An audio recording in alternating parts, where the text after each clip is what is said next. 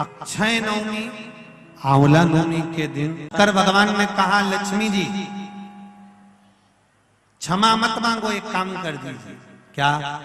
बस एक कार्य चाहिए।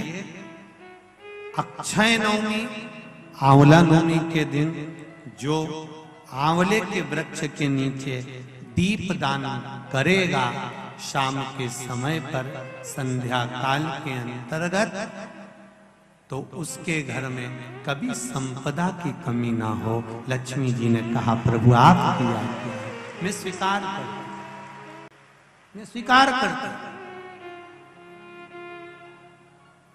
जितने भी लोग कथा श्रवण कर रहे हैं और जो लोग नहीं सुन पा रहे हो, इस कथा की एक छोटी सी बात जनमानस तक पहुंचाइए कि आंवले के वृक्ष के नीचे आंवला नवमी के दिन शाम के समय दीप दान अवश्य करें, जिससे आपके जीवन में खुशियां समाहित हो, जीवन में आनंद की अनुभूति हो। अक्षय नवमी भी कहते हैं। आंवला नवमी के दिन शाम के समय पर आंवले के वृक्ष के नीचे घी का दिया लगाकर कनक धारा स्तोत्र का पाठ अवश्य करें। नहीं आता हो तो मोबाइल पे उसको सुने, पर एक बार आंवला नवमी के दिन आंवले के वृक्ष के नीचे कनक धारा स्तोत्र का पाठ चाहे संस्कृत में चाहे हिंदी में करना चाहिए। उससे साल भर लक्ष्मी की कमी नहीं आती और आनंद का अनुभव होता। कार्तिक महीने में आंवला नवमी आती है, करते हो पूजन? आंवला नवमी की कथा में एक प्रसंग आता है। आंवला नवमी का पूजन आपको करना आता है। व्रत करने वाली माताएं व्रत करती है, आंवले के पेड़ के नीचे जाकर पूजन करना, भोजन करना, आंवले का वृक्ष की छाया में बैठना, उस दिन किसी को अपशब्द ना कहना, आंवले की पूजन कर कर अपनी झोली को पसार कर चीटी उंगली और अंगूठे से आंवले की छाल को थोड़ा सा पल्लू में गिरा लेना, उस छाल को ले जाकर अपनी बरकत में, अपनी अलमारी में, अपनी तिजोरी में रख देना। यह आंवला नवमी की पूजन का विधान है। कार्तिक का महीना में जब शुक्ल पक्ष में नवमी तिथि आएगी, तब तू आंवले के वृक्ष के नीचे बैठकर आंवले के वृक्ष में दूध का सींचन कर देना। क्या चढ़ा देना? दूध। जिस व्यक्ति को रोग सताता ही रहता है, सताता ही रहता है, बीमारी आती रहती है, जा ही नहीं रही होती है, तो उसको कुछ नहीं करना चाहिए। आंवले के वृक्ष के नीचे आंवला नवमी के दिन दूध चढ़ा देना चाहिए। फिर बीमारी दूर हट जाती है, व्यक्ति बीमार ही नहीं पड़ता। जिसको निमोनिया हो, श्वास की बीमारी हो, दमे की बीमारी हो, किडनी और लीवर से जुड़ी हुई बीमारी हो, उसके लिए सबसे अच्छी चीज है हमारा, चलने में हापड़ी भरा जाए, चलने में दम भरा जाए, तो आप आंवले के वृक्ष के नीचे दूध चढ़ाओ आंवला नवमी के दिन, काया ठीक होती है। तो जा, तू ये कर लेना। आंवले के वृक्ष के नीचे बैठकर जब तू आंवले पर दूध चढ़ाकर पूजन करेगी और उसी आंवला के वृक्ष के नीचे बैठकर जब तू अन्न का भाग ग्रहण करेगी, तब तेरा मुख में निवाला जाते ही वो औषधि का काम करेगा और तेरे शरीर की काया ठीक हो जाएगी। उस वैश्य की धर्म पत्नी ने हाथ जोड़ लिए गंगा मैया के माँ में जाती। आंवला नवमी के दिन पहुंच गई आंवले के वृक्ष के नीचे, पूजन करी, अर्चना करी, दूध का सींचन करा, थोड़ा सा भाग मुख में लिया, वो निवाला अमृत बन गया और उसका काया ठीक हो गई, रोग मिट गया। आंवला नवमी का उद्यापन करने वाली माताएं जब आंवला नवमी के व्रत का उद्यापन करती है, तो आंवले के वृक्ष के नीचे ही ब्राह्मण ब्राह्मणी का भोजन कराया जाता है, घर के अंदर नहीं। घर के अंदर भोजन नहीं कराते। आंवला नवमी का अगर उद्यापन करना है, आंवला नवमी का अगर उजमना करना है, 5 माता 10 माताएं मिलकर अगर उजमना कर रही हैं, उद्यापन कर रही हैं, तो कहीं ऐसे जगह चले जाओ जहां आंवले का पेड़ लगा हो, आंवले का वृक्ष लगा हो, आसपास में कहीं कुछ मंदिर देवालय हो, वहां पर भोजन बनवा लो। वहीं पर आंवले के वृक्ष के आसपास में ही कहीं वहीं पर ब्राह्मण ब्राह्मणी का भोजन कराकर, चांदी का आंवला बनवाकर, चांदी का नहीं हो तो असली का जो आंवला होता है उसका दान दे देना चाहिए, पर करना चाहिए। रोग मुक्ति के लिए, कार्य सिद्धि के लिए, लक्ष्मी के लिए आंवला का वृक्ष उत्तम माना गया। कि आंवला नवमी के दिन आंवले के पेड़ के नीचे घी का दिया लगाकर मध्याह्न से पहले, दोपहर के 12 बजे से पहले आंवले के पेड़ के नीचे आंवला नवमी के दिन कार्तिक के महीने में स्कंद पुराण कहती है, जो घी का दिया लगाकर पूजन कर कर अपना पल्लू पसार कर आंवले के वृक्ष की डाली में से उस पे लगी हुई थोड़ी सी छाल को अपनी अंगूठे और चीटी उंगली से अपने पल्लू में गिराकर ले जाकर लाल कपड़े में हल्दी के साथ अपनी तिजोरी में, अलमारी में रख लेता है। उसके घर में कभी बरकत की कमी नहीं होती, उसके घर में कभी संपदा की कमी नहीं होती, उसके घर में धन, वैभव, सत्ता बढ़ती है। कि ये व्रत कार्तिक महत्तम कहता है। कार्तिक के महीने में सबसे बड़ा अगर व्रत का कोई नियम है तो केवल एक नियम सबसे बड़ा है, सुबह ब्रह्म मुहूर्त स्नान करना और दूसरा दीप लगाना, दिया प्रज्वलित करना, दीपक लगाना। दीप दान से बड़ा कार्तिक के महीने में कोई दान का वर्णन नहीं है जितना दीप दान का वर्णन कार्तिक महीने करिए। और कार्तिक महीने में किया गया दान, ये जो लाभ पाचम से लेकर पूर्णिमा तक अगर आपने एक गाय को रोटी दी है, अन्न का दान, वस्त्र का दान, मुद्रा का दान, स्वर्ण का आदि आदि जितने भी दान आपने करे, आंवले के पेड़ के नीचे तिलक करना, पूजन करना, छठ की पूजन करना, सारी पूजन तो कार्तिक के महीने में आती ढेर। अगर एक अन्न का दाना भी दान कराए, एक ब्राह्मण को भोजन भी कराया है, गौ माता के लिए अगर एक निमित्त मात्र भी दिया है, किसी जगह अगर आपने किसी जलाशय को, कुंड को कहीं पानी भी पिलवाया है, कहीं बनवाया है, तो उसका जो पुण्य है वो आपके खाते में लिखा है, वो छिन्न नहीं हो सकता। महीना है, पुण्य का महीना है, इसमें ऐसा क्या किया जाए कि मैं भगवान को पता, तो कौन सा भगवान जल्दी राजी होगा? तो देवरी लक्ष्मी जी बोली एक मंत्र ऐसा है, उस मंत्र की प्रबलता में भगवान नारायण राजी हो जाते हैं और पापी से पापी जीव को भी अपना बना लेते हैं। लक्ष्मी जी ने मंत्र दिया नारद जी को, ओम नमो भगवते जी। 7 नियम जो कार्तिक के थे, दीप लगाना, संयम रखना, विश्वास रखना, भूमि पर सोना, दलहन पदार्थों का त्याग करना, शरीर पर तेल ना लगाना, सात्विक प्रवृत्ति रखना, ये सारे नियम, दीप दान, तुलसी अर्चना सब करा।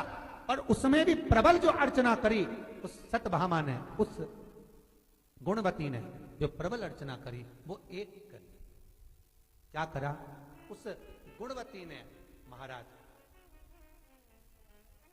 सूखी हुई तुलसा को घिसकर, आपको पहले भी बताया, हरी चंदन, एक चंदन ऐसा होता है कि कार्तिक महीने में भगवान को लगाया जाता है, जिससे भगवान जीते जी एक बार मनुष्य से मिलते हैं, गले लगाते, हरी चंदन। और वो चंदन बाजार में नहीं मिले, भले लोग हरी चंदन नाम रख देंगे पर वो चंदन हरी चंदन नहीं कहला। हरी चंदन कैसे बनता है महाराज?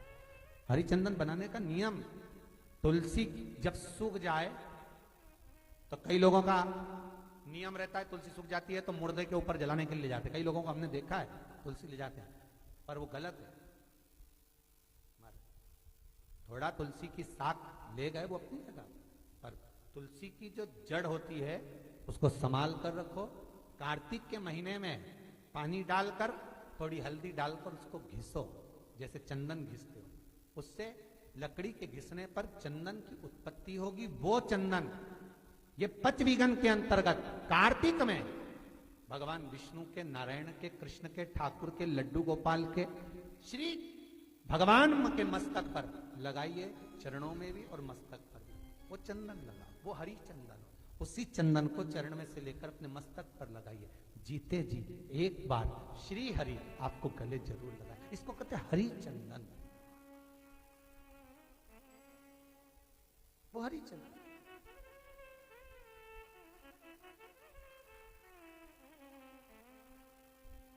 उस हरी चंदन का स्मरण आंवले के पेड़ के नीचे जो आंवला नवमी के दिन कनक धारा का पाठ करता है, संपदा की कमी नहीं होती।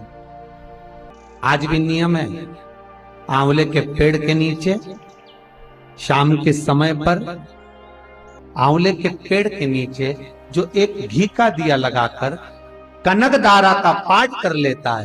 पूरा श्लोक नहीं पढ़ सकते, पूरी कनक धारा का पाठ नहीं कर सकते, तो शुरू का एक श्लोक और आखिरी का एक श्लोक पढ़ लीजिए और घी का दिया लगाकर झोली पसार कर प्रणाम कर लीजिए। जिंदगी में कभी लक्ष्मी की कमी नहीं आ सकती। ये केवल अक्षय नवमी के दिन ही होता। लोग कहते हैं कलिकाल में आंवले के वृक्ष की महत्वता क्या है। जगत गुरु शंकराचार्य जी कोई द्वापर में जन्मे नहीं थे। जगत गुरु शंकराचार्य जी कोई त्रेता में नहीं जन्मे थे।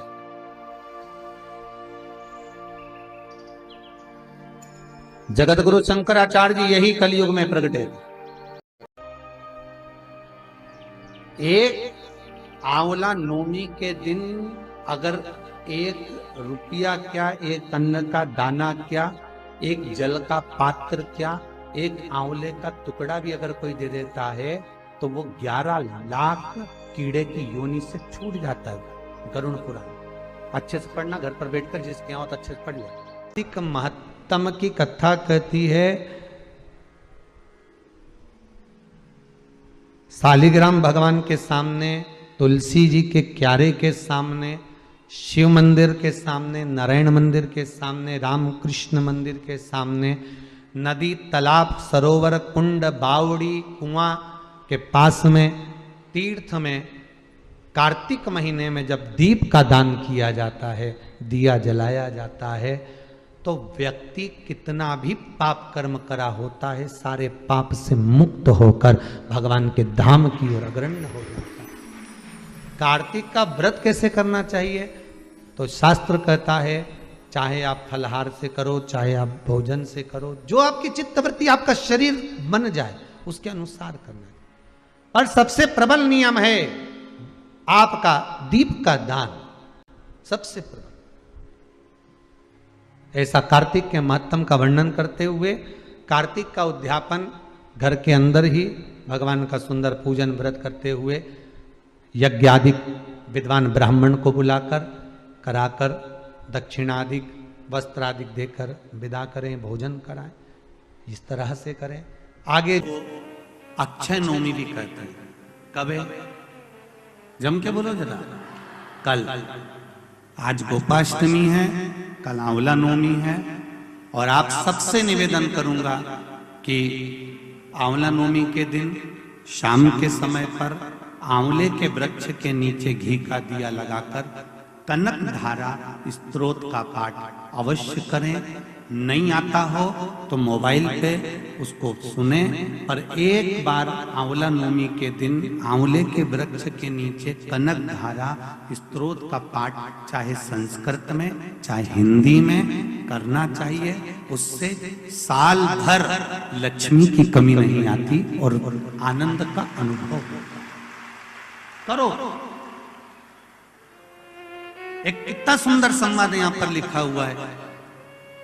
देव उठनी एकादशी के दिन भगवान उठेंगे और देव उठनी एकादशी के दिन भगवान उठकर अपना कार्यभार भगवान शंकर जी से लेंगे। उससे पहले ऐसा नहीं है कि केवल देव उठनी एकादशी पर भगवान उठेंगे। आज जब आंवला नवमी का दिन आया और भगवान नारायण ने शयन करते करते अपनी करवट को थोड़ा सा बदला और बदलने के बाद भगवान की अर्ध निंद्रा हुई और नींद थोड़ी सी और जागने पर लक्ष्मी जी उनके चरणों के पास में विराजी थी और विराजते से लक्ष्मी जी ने भगवान विष्णु जी से निवेदन करा, मेरे मन का एक संशय है, मैं आपसे कहना चाहती हूं।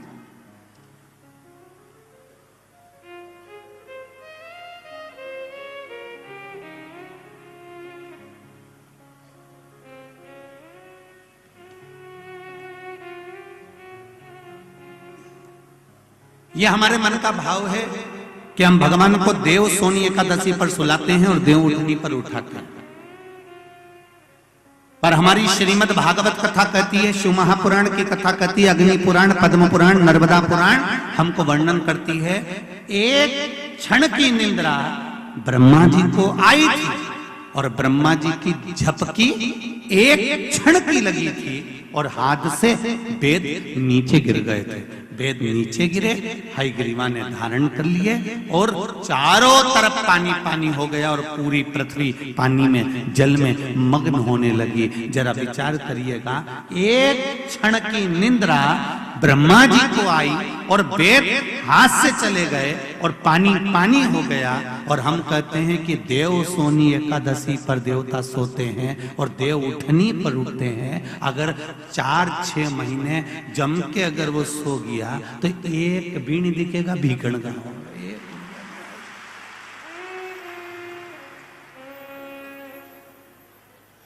एक नहीं दिखने वाला।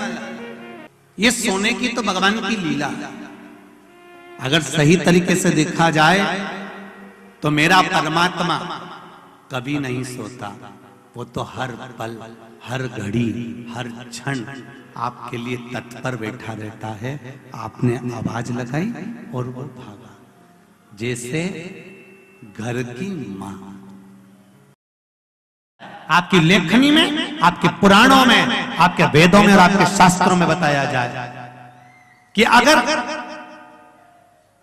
जीव बैकुंठ तक नहीं जा सकता तो बैकुंठ पृथ्वी पर कैसे आ सकता है।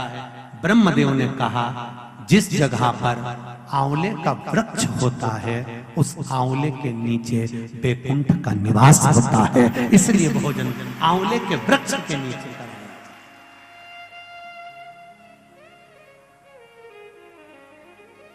कल आंवला नवमी है। आंवले के वृक्ष की पूजन मेरी माताएं, मेरी दीदियां, मेरी बेटियां जब करें, भाई लोगों से भी निवेदन है, समय निकाल कर, केवल माताओं के लिए आंवले का वृक्ष नहीं है, आपके लिए भी है।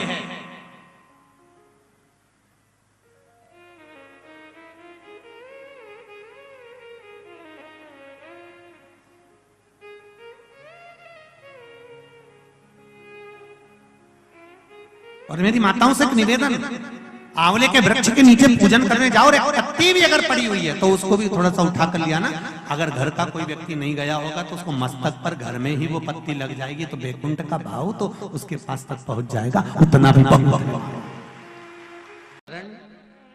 जब नारायण पृथ्वी पर अर्थात आंवले के वृक्ष पर बैठकर आंवला नौमी से साधना करते हुए नेत्र बंद कर देव उठनी एकादशी तक भगवान तब साधना से जब पहली बार उठकर चरण रखते हैं तो मेरे नारायण का पहला चरण भगवान कुबेर भंडारी अर्थात कुबेर स्वयं कुबेर देव भगवान हाथ में ले लेते और दूसरा चरण माता लक्ष्मी ले।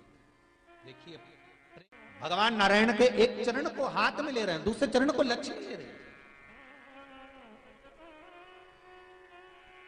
निवेदन करूंगा मैं आप सबसे, महाराज मान लो कोई व्यापार में अगर तकलीफ हो, कमाई अच्छी नहीं हो रही हो, व्यापार नहीं चल रहा हो, तो निवेदन करूंगा कि किसी के चक्कर में मत पड़ना, कहीं जाकर पूछना मत ही। केवल देव उठनी एकादशी के दिन जो अभी आने वाली है, कार्तिक के महीने में देव उठनी एकादशी, इस दिन एक सिक्का जब रात्रि को आप तुलसी जी की पूजन करें, ठाकुर जी की पूजन करें, एक सिक्का उसको नीचे रखकर उसको भगवान को विराजमान कर तुलसी माता या शालिग्राम जी को विराजमान कर फिर पूजन करना। सुबह ब्रह्म मुहूर्त में 4 बजे जब आप देवता को उठाएं, वहां पर जब लीपन करें और उठाने जाएं, उस गन्ने की झोपड़ी के अंदर तो वो सिक्के को अपने पल्लू में डालकर हल्दी की कटोरी में भरकर दुकान में, व्यापार में, व्यवसाय में रख दें। अगली एकादशी तक बताना जरूर कि कितना लाभ मिला, कितना कमाया आपने, सूचना जरूर देना हो, बताना जरूर कि कितना प्राप्त हो। क्यों? क्योंकि नारायण जब देव उठनी एकादशी पर उठते हैं, जब मेरे भगवान विष्णु अपना चरण नीचे रखते हैं तो एक कुबेर और दूसरी स्वयं लक्ष्मी भगवान के चरण को अपने हाथों में झेल लेती है। तो जिस स्थान पर आप देवता को उठा रहे हो, जिस स्थान पर आप भगवान की आराधना कर रहे हो, जिस स्थान पर आप भगवान को जगाने का प्रयास कर रहे हो, वहां आप अगर लक्ष्मी को विराजमान कर देंगे तो नारायण का चरण और लक्ष्मी दोनों कुबेर के साथ हमें प्राप्त हो सकते, तो विराजमान कर देंगे तो नारायण का चरण और लक्ष्मी दोनों कुबेर के साथ हमें प्राप्त हो सकते। शमी पत्र का प्रयोग दूसरी जगह कहां किया जाता है? जैसे घर में कोई बहुत चिड़चिड़ा व्यक्ति है, बेटा चिड़चिड़ा है, बहू चिड़चिड़ी, या सास चिड़चिड़ी है, या कोई बच्चे चिड़चिड़े हैं, बहुत चिड़चिड़ापन, बहुत क्रोध है, वो आदर ही नहीं कर रहा है। मान लो बेटा आदर नहीं कर रहा, मान लो कोई बहू आदर नहीं कर रही है, मान लो कोई सास आदर नहीं कर रही है, कोई ससुर आदर नहीं कर रहा, सम्मानजनक शब्द ही नहीं निकलते, बहुत कोई आदर ही नहीं करता। और आदर ना करने के कारण हमारी चित्तवृत्ति अगर भाव मन को छुपताता है, अर्थात हमारा दिल जब दुखता है, मन दुखता है, तो उसके लिए कहा गया शमी पत्र के 71 पत्ते, 71, कितने? 71। कभी यदि आप लोग 71 पत्ते शमी पत्र के हाथ की अंजलि में लेकर, उस पर हाथ की अंजलि में लेकर 71 ही चावल के दाने, पूर्ण अक्षत, क्योंकि शंकर भगवान ही उस पर हाथ की अंजलि में लेकर 71 ही चावल के दाने, पूर्ण अक्षत, क्योंकि शंकर भगवान को खंडित अक्षर मान्य नहीं है, तो पूर्ण अक्षर, जो पूर्ण अक्षत होते हैं, चावल का संपूर्ण दाना, पूरा दाना, कोई टूटा हुआ ना, पूर्ण अक्षत, 71 शमी के पत्ते, 71 चावल के दाने, हाथ की अंजलि में लेकर, जो सम्मान ना करता हो, चिड़चिड़ प्रवृत्ति का हो, भाव शुद्ध ना हो, ऐसे जीव का स्मरण कर कर अशोक सुंदरी हाथ में रखकर अशोक सुंदरी को छुआकर जो शंकर के शिवलिंग को समर्पित कर देता है, भगवान उसके हृदय में शीतलता का अनुभव कराता है, उत्पन्न करता है, शीतल प्रेम उत्पन्न करता है, उस घर का क्लेश अशांति दूर होती है। शमी पत्र का इतना महत्व। और शमी पत्र का लक्ष्मी के प्रभाव में भी महत्व महाराज। आपके नगर में, आपके क्षेत्र में यदि कहीं कुबेरेश्वर महादेव हो, कुबेरेश्वर महादेव भगवान शंकर की आराधना एक बार कुबेर जी महाराज ने करी, जैसे भगवान विष्णु ने करी थी, तो हरीश्वर महादेव हुए। भगवान विष्णु जब करे की कमी की अर्चना करिए, तो जिनकी यहां संपदा की कमी होती है, वैभव की कमी होती है, लक्ष्मी की कमी होती है, प्रतिष्ठा की कमी होती है, धन की कमी होती है, उसके लिए शमी पत्र 31 शमी पत्र कुबेरेश्वर महादेव पर समर्पित किया जाता है। बहुत सुंदर सुंदर भाव महादेव का स्मरण हम तो आपसे भी कहेंगे। अगर आपको कभी ऐसा लगता है कि हमारा धन नहीं आ रहा है या पैसा अटक गया है, तो बड़ के पेड़ के नीचे अगर कोई शिव जी का मंदिर हो, या बट वृक्ष के नीचे शिव मंदिर ना भी हो, बड़ का पेड़ भी अगर कहीं हो, तो एक लोटा जल बटकेश्वर महादेव के नाम से आप चढ़ाना प्रारंभ करो और बाबा से निवेदन करो, शिव कृपा अवश्य होगी और वो धन अपना वापिस अवश्य प्राप्त होगा। बटकेश्वर महादेव लक्ष्मी को वापिस लेकर आते हैं, ये बटकेश्वर महादेव का नियम, ये बटकेश्वर महादेव का नियम है कि वो धन संपदा को वापिस खींच कर लेकर आते हैं। कर्म करो, फल उस परमात्मा पर छोड़ो। नियम है, अगर कबूतर छत पर बीट करता है तो उस घर में या तो कोई बीमार पड़ा रहेगा या उसके घर में शांति नहीं रहेगी, उसके घर में क्लेश मचा रहेगा। बिल्कुल एक व्यक्ति बीमार हुआ, दूसरा ठीक होगा, दूसरा बीमार हुआ, तीसरा ठीक होगा, ऐसा चलता रहेगा, पर बीमारी बनी रहेगी और अशांति बनी रहेगी। इसलिए हमारे यहाँ शास्त्र कहता है कबूतर की बीट छत पर पड़ती है तो एक निवेदन है, हफ्ते भर में एक बार छत पर जाकर पानी डालना चाहिए, उस बीट को साफ करना चाहिए। आज आंवला नवमी की बहुत बहुत बधाई। आज शाम को सभी अपने अपने आंवले के वृक्ष के नीचे घी का दीप अवश्य लगाएं। बन सके तो कनक धारा स्तोत्र का पाठ करें, ना बन सके तो श्री शिवाय नमस्तुभ्यम की माला जाप अवश्य करें और अपने जीवन को धन्य बनाएं। सभी को आंवला नवमी की बहुत बहुत बधाई। एक लोटा पानी उसमें दूध मिलाकर 5 बेलपत्र रखकर आप वैकुंठ चतुर्दशी के दिन उसके नाम का पानी आप हरि और हर को समर्पित कर सकते हैं। अगर मंदिर बंद मिले तो पीपल के पेड़ के नीचे आप चढ़ा सकते हैं। उससे 3 या 4 दिन में आराम लगना प्रारंभ हो जाएगा। पर मंत्र का स्मरण यही करें, ओम हीम ओम हरिणाक्षाय नमः शिवाय। इस मंत्र को जपें जो स्कंद पुराण का मूल मंत्र कहा गया है। उसका स्मरण करेंगे रोग बीमारी आदि को मिटाने के लिए। चतुर्दशी के दिन स्मरण करना है। उस मंत्र को एक बार फिर हमारे साथ में बोले, ओम हीम ओम हरिणाक्षाय नमः शिवाय। ओम हीम ओम हरिणाक्षाय नमः शिवाय। इस मंत्र का स्मरण जीवन का सुख देगा। जिनको ज्यादा रोग हो, बीमारी हो, तकलीफ हो, कोई व्यक्ति वेंटिलेटर पर पड़ा हुआ है, ऑक्सीजन लग रही है,